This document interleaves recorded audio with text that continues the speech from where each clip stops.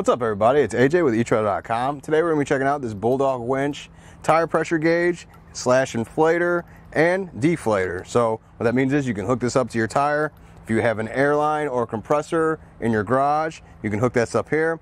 You'll pull on here. That'll add air to your tires, and then if you go too much, as the gauge tells you right here, you can take some out too. Let's check it out.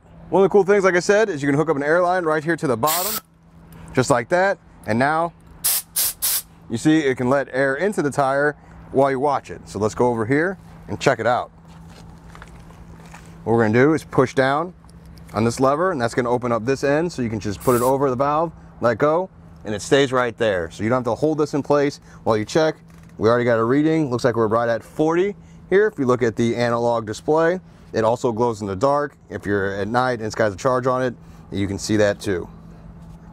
Now, if it goes a little bit above where we want it, I'm going to pump it up just a little higher than I wanted. So a little bit above 40 now. I can push this release valve. It's going to let some of that air out. So that's just kind of handy to do, so you can see it as you do it and adjust it as you see fit for a better ride. So it goes all the way up to 150 PSI. So that's going to be good for your cars, trucks, SUVs, even some motorhomes and campers are within that range where you can use this to check the tire pressure gauge.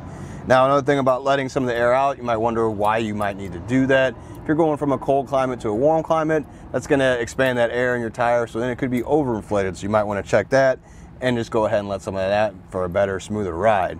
Another thing you could use it for is if you're going off-roading, you want to lower that down. That way you can climb better with those tires.